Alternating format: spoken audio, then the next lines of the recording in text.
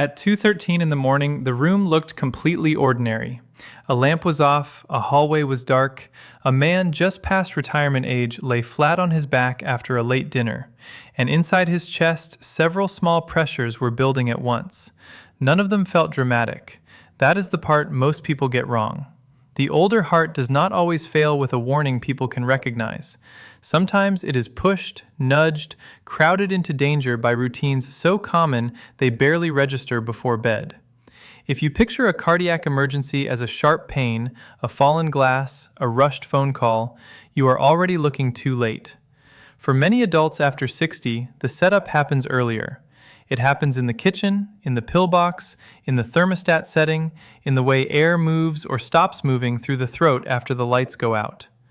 By the time the house is quiet, the body has already taken its instructions for the night. That matters because sleep is not a break for the cardiovascular system. It is a shift change. In a healthier, younger body, blood pressure usually falls after bedtime. The heart eases back. Blood vessels loosen a little. Hormones that spent all day helping the body stay upright and alert step aside. Night becomes repair time. But as the years pile up, that reset grows less dependable. Arteries stiffen. Pressure control gets less precise. The protective drop that should happen may shrink or not happen at all. And if you had been standing in that room, you would have seen nothing unusual. That is exactly why these events steal so much from people. They do not look dangerous while they are forming. Here is the wrong question. Most people ask what symptoms should make them panic.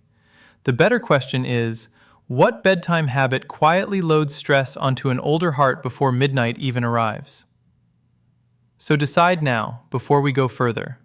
If you had to choose the one hidden trigger most likely to push an older heart into danger before dawn, would you blame food or breathing? Hold your answer. Do not type it yet. Most people choose breathing because it sounds more severe.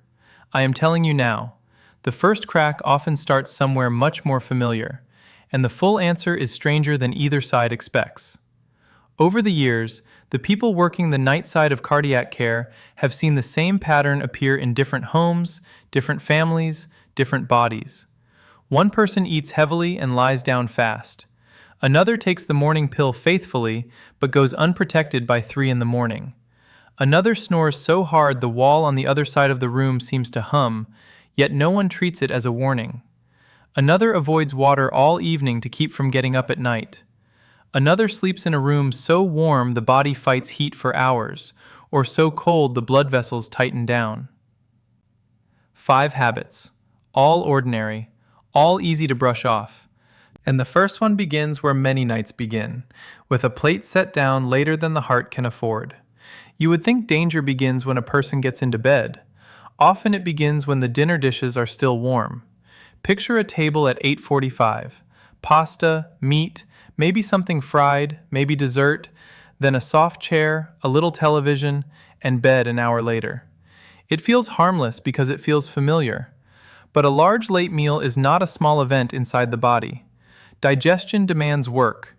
Blood flow shifts toward the gut. The heart has to push harder. Blood pressure can rise. Fat circulating after a heavy meal climbs during the very hours the body was supposed to be easing into rest. For a younger person with flexible vessels and plenty of reserve, the body may absorb that strain without much protest. After 60, the margin narrows. The aging heart is not just pumping blood, it is negotiating with stiffer arteries, older plumbing, and a nighttime system that no longer resets with the same grace. When a heavy dinner lands too close to sleep, the body is asked to do 2 opposite things at once. It must digest like it is still daytime and recover like it is already night. That collision matters more than most people realize. This is why the first habit surprises so many families after the fact. Nobody thinks of a late plate as a cardiac stress test. Yet for many older adults, that is exactly what it becomes. Pressure stays up when it should be drifting down. Reflux can stir discomfort that muddies the picture. Sleep quality slips. The body starts the night behind. There is a simple payoff here. If the main meal moves earlier, ideally around 6 or 7, the heart gets time back. Digestion does more of its work before bed. The night shift becomes more like a night shift again. But dinner is only one piece. The next one sits in a bottle, a blister pack, or a small compartment in a plastic organizer. A lot of people take blood pressure medicine in the morning because that is how the routine began years ago. They swallow it with coffee, then move on with the day. The problem is that blood pressure has its own clock, and older bodies do not always follow the pattern people assume. Some adults never get the normal nighttime drop. Some drift through the evening with decent numbers, then surge before dawn. When that happens, the most dangerous hours arrive just as the medication is wearing thin. That early morning surge is not a small technical detail. In an artery already carrying plaque, a hard push at the wrong hour can help tear a fragile spot open. Once that happens, the body treats the rupture like an injury and begins to clot. That clot does not care whether the person felt fine at dinner. If you guessed food at the start, you now have a reason. The setup often begins there. But we are not done with the question, because one pill taken at the wrong time can keep the pressure high exactly when the room goes dark and the body has fewer defenses online.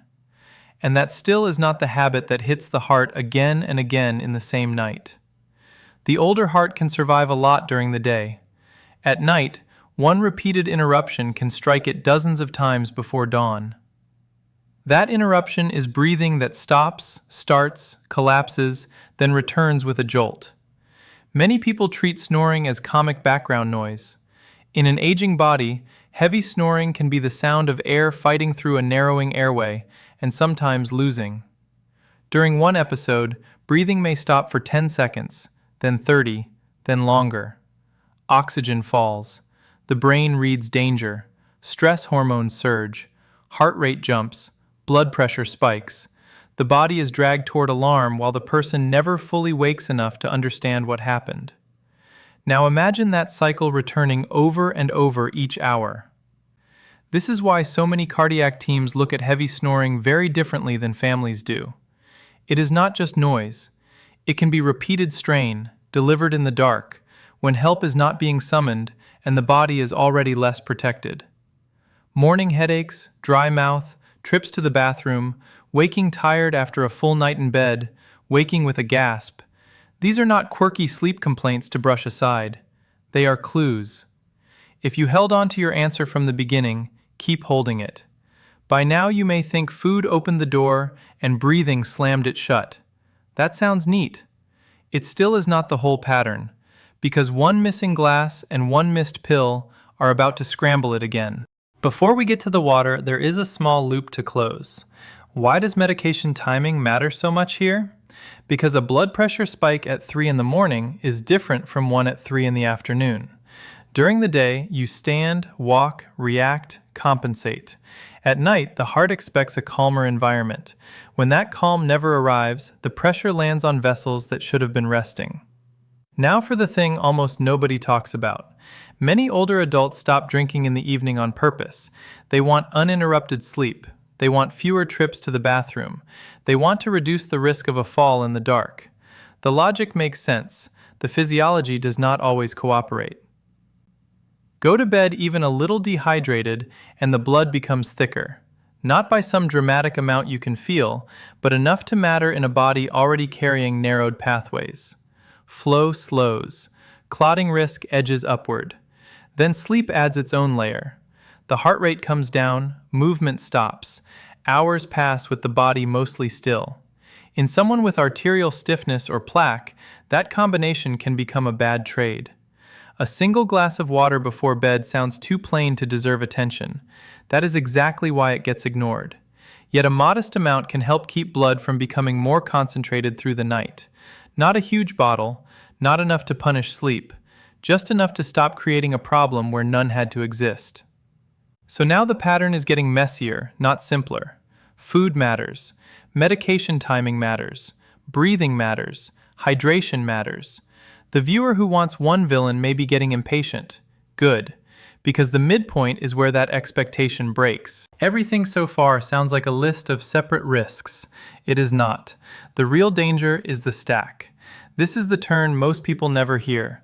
A late dinner on its own may strain the heart. Dehydration on its own may thicken the blood a little. Poorly timed medication on its own may leave pressure running high before dawn. Breathing pauses on their own may jolt the system again and again. But older adults do not live their nights one variable at a time. The body absorbs them together. That is why a person can seem fine for months, even years, then suddenly not be fine at all. The heart depends on a night drop, a genuine downshift. When that downshift fails, the whole meaning of bedtime changes. Sleep stops being recovery and starts becoming exposure. Most people never learn that the heart is supposed to downshift at night, and that danger begins when that drop fails. If you like stories that turn everyday routines into details you can use, there are more of them here. Once you see the stack, other details come into focus fast. Take the bedroom itself. A room that is too warm does more than create discomfort. The body keeps trying to unload heat. Heart rate can stay a little higher. Sweating can increase fluid loss. Deep sleep becomes harder to hold. The older heart does not get the clean repair window it was hoping for. Go too far the other way, and cold creates a different problem. Blood vessels tighten to conserve heat. Pressure rises against narrower resistance. The heart has to push against that tighter system for hours. In a person already carrying coronary disease or long-standing hypertension, the room is no longer just a backdrop. It has become one more hand on the lever. There is a small thing to close here because people often wonder whether this is about comfort or numbers. The answer is both. A room around 18 to 22 degrees Celsius gives the body a better chance to stay steady. Not perfect, better. That is enough to matter when the night is already carrying extra load from food, breathing, pressure, or dehydration. If you had walked through 10 bedrooms and seen 10 different routines, you might have missed the pattern. One person sleeping too warm, one person snoring, one person eating at 9, one person skipping water, one person taking the pill too early in the day. They look unrelated. Inside the body, they can converge on the same hours, midnight to dawn, when arteries and heart muscle have less room for error. And now the opening question can finally be answered without cheating. Was the hidden trigger food or breathing? Most people want one choice because one choice feels clean. The body is not clean about this. Still, there is a sharper answer, is where it lands. Because one of those two does more direct violence to the heart in the course of a single night, while the other often prepares the ground for it. Here is the answer to the question you were asked near the start. If you picked breathing, you were closer to the sharpest trigger. If you picked food, you were closer to the pattern that helps set the trap. Repeated breathing pauses can hit the heart like an alarm bell over and over in one night. Oxygen drops, stress hormones rise, blood pressure jumps. The rhythm inside the chest gets yanked around again and again. That is why untreated sleep apnea deserves so much respect. It can deliver the most forceful nighttime blows. But the surprise is that food was never a bad guess. A heavy late meal can keep pressure and circulation demands higher before bed. Add dehydration and the blood moves less freely. Add medication that has worn off by the early morning hours. Add a warm room or a cold one.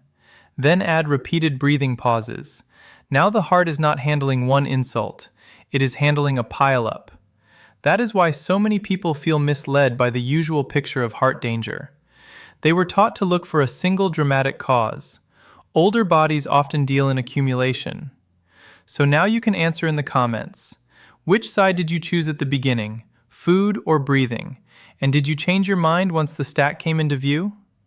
Most viewers guess one and discover the real answer sits between them. The practical side matters just as much as the explanation. So here's the blueprint the body actually wants. Dinner earlier, preferably by 6 or 7. If eating later is unavoidable, keep it lighter. Review medication timing with a licensed clinician who knows your case. Do not move pills around on your own. If snoring is loud, irregular, or paired with headaches, exhaustion, dry mouth, or witnessed pauses in breathing, ask about evaluation. Drink a modest glass of water before bed. Keep the room cool but not cold. And one more detail deserves more attention than it usually gets: sleep position. For some people, lying flat on the back makes airway collapse worse. Turning onto the side can reduce obstruction enough to ease the strain while a full evaluation is being arranged. It is not a cure. It can still help tonight. This is the point in a story where many people expect the relief line, the sentence that says, if you fix these 5 things, everything is solved. That sentence would be easy. It would also be false. The body keeps its own history. Plaque does not vanish because dinner got moved to 6:30. Long-standing hypertension does not disappear because a room got cooler. But prevention is often less glamorous than repair and far more powerful. There is one last loop to open before this ends. Even when people hear all of this, many still ignore the danger because they are waiting for pain to announce itself in the classic way. And sometimes the first signal is not pain at all. Sometimes it is the morning after, when the body says something small that almost everyone waves off. By the time some people understand what their nights have been doing to them, the clue arrives after sunrise, not before it. It may be a strange fatigue that feels heavier than poor sleep. It may be a headache that returns too often. It may be a dry mouth, a racing pulse after getting out of bed, pressure that reads high before breakfast, or a partner saying, for the 10th time, that breathing kept stopping in the dark. These are not cinematic warnings. They are the kind people dismiss, postpone, explain away, then live beside for months. That is why the full payoff cannot just be fear. It has to be a plan. Here is the safer evening routine, put together in the order the body experiences it. Finish the main meal early enough that digestion does not steal the first hours of sleep. If blood pressure medicine is part of the routine, review the timing with a clinician who understands nighttime pressure patterns and your personal risks. Notice the clues around snoring, morning exhaustion, headaches, dry mouth, and gasping. Then treat them like data, not personality traits. Drink a modest glass of water before bed instead of arriving at midnight already behind on hydration. Keep the room in a range that lets the heart work less, not more. And if breathing seems worse on the back, choose the side. None of that requires heroics. It requires attention. The reason this matters is not that the night is some mystical danger zone. It is that the aging heart has less tolerance for stacked strain while the body is supposed to be recovering. That is the promise answered. The bedtime routine matters because it can either support the nighttime drop the heart needs or chip away at it hour by hour until a preventable event finds its opening.